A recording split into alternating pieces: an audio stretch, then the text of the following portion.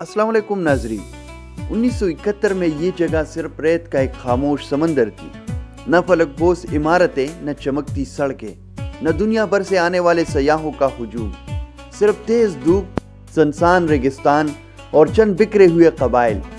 कोई सोच भी नहीं सकता था कि यही ज़मीन चंद दहाइयों बाद दुनिया की मईशत, सयाहत और लग्जरी लाइफस्टाइल की अलामत बन जाएगी।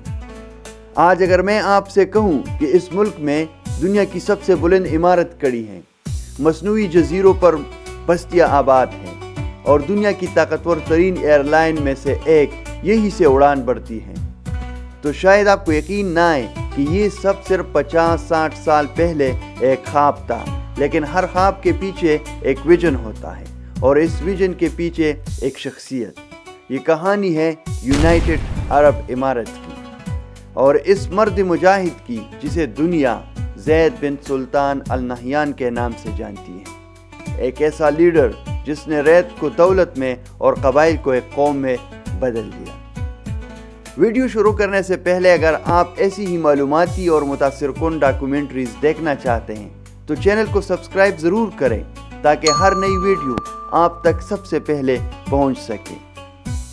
अब ज़रा हैरानकुन हक़ाइक़ की तरफ चलते हैं जो आपको इस मुल्क के बारे में चौंका देंगे। क्या आप जानते हैं कि दुनिया की सबसे ऊंची इमारत बुर्ज खलीफा इसी मुल्क में मौजूद है? क्या आपको मालूम है कि यहाँ पुलिस की गाड़ियों में लैम्बोर्गिनी और फेरारी जैसी सुपर कारें शामिल हैं? क्या आपने सुना है कि यहाँ मसनूई जज़ायर समंदर के अंदर बनाए गए हैं जिन्हें खला से भी देखा जा सकता है? ये भी एक हकीकत है कि यहाँ इनकम टैक्स ना होने के बराबर है, जिसकी वजह से दुनिया भर के सरमायाकार यहाँ कारोबार करने आते हैं। इस मुल्क की करेंसी को दरहम कहते हैं और ये दुनिया की मुस्तहकम करेंसियों में शुमार होती है। यहाँ दुनिया के तकरीबन 200 ममालिक के लोग काम करते हैं, जिसकी वजह से ये मुल्क सकाफतों का एक आलमी मरकज़ बन चुका है। और सबसे हैरानकुन बात यह है कि चंद दहाइयाँ पहले तक यहाँ ना बाकायदा सड़कों का निज़ाम था और न ही जदीद तालीमी इदारे।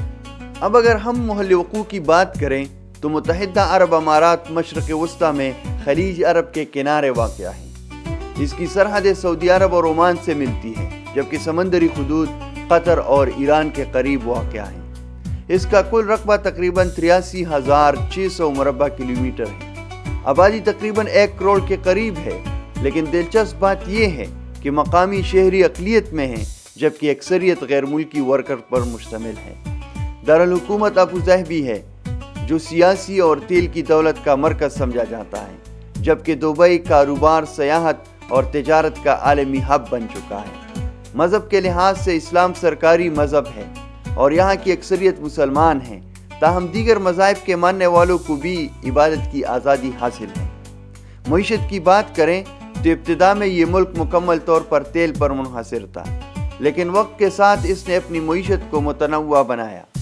आज सयाहत, हवाबाजी, रियल स्टेट, फिनांस और टेक्नोलॉजी इसकी मईशत के बड़े सुतून हैं। इसके मजमूई कौमी पैदावार यानी GDP 400 अरब डॉलर से ज़ायद है और फी कस आमदनी दुनिया के अमीर तरीन ममालिक में शुमार होती है। GDP ग्रोथ रेट मुख्तलिफ सालों में उतार चढ़ाव का शिकार रहा, लेकिन अमूमी तौर पर मुस्तहकम तरक्की देखी गई। दुबई इंटरनेशनल एयरपोर्ट दुनिया के मसरूफ तरीन हवाई अड्डों में शामिल है और अमारात एयरलाइन आलमी सतह पर अपनी सर्विसेज के लिए मशहूर है। तर्ज़ी ज़िंदगी यहाँ जदीद और तेज़ रफ्तार है। फलकबोस इमारतें, शॉपिंग मॉल्स, लग्जरी होटल्स और जदीद इंफ्रास्ट्रक्चर इस मुल्क की पहचान है। मशहूर शहरों में दुबई, अबू ज़हबी, शारजाह और रासुल खैमा शामिल हैं। सयाहती मकामात में बुर्ज खलीफा, शेख ज़ायद ग्रैंड मस्जिद, दुबई मॉल और सहराई सफारी शामिल हैं। खुराक के हवाले से यहाँ अरबी पकवान जैसे मजबूस, शवारमा मकबूल है, लेकिन चूंकि यहाँ दुनिया भर के लोग रहते हैं इसलिए हर मुल्क का खाना आसानी से दस्तयाब है।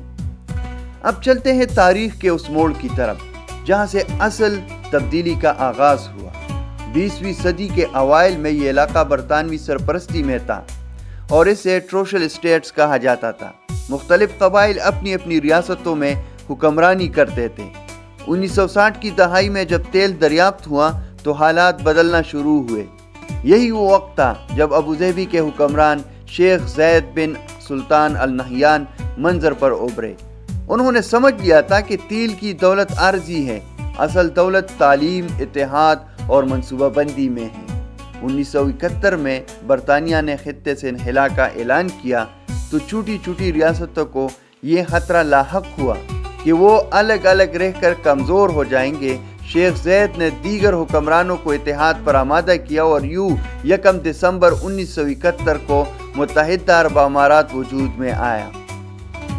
شیخ زید کا ویژن صرف معاشی ترقی تک محدود نہیں تھا۔ انہوں نے اسکول، اسپتال، سڑکیں اور رہائشی منصوبے شروع کیے۔ انہوں نے خواتین کی تعلیم کو فروغ دیا اور جدید ریاستی اداروں کی بنیاد رکھی۔ ان کی قیادت میں ملک نے نہ صرف تیل کی آمدنی کو دانشمندی سے استعمال کیا بلکہ مستقبل کے لیے سرمایہ کاری بھی کی۔ انہوں نے ماحولیات کے تحفظ پر بھی زور دیا، جو ایک ریگستانی ملک کے لیے غیر معمولی بات تھی۔ وقت کے ساتھ ساتھ دبئی نے خود کو سیاحت اور تجارت کا مرکز بنایا۔ بلند و بالا عمارتیں تعمیر ہوئی، مصنوعی جزائر بنائے گئے اور عالمی ایونٹس منعقد کیے گئے۔ 2020 کی ایکسپو نے دنیا کی توجہ دوبارہ اس ملک کی طرف مبذول کرائی۔ آج یہ ملک نہ صرف مشرق وسطیٰ بلکہ پوری دنیا میں جدیدیت اور ترقی کی علامت سمجھا جاتا ہے۔ لیکن ہر کامیابی کے پیچھے محنت، ویژن اور قیادت ہوتی ہے۔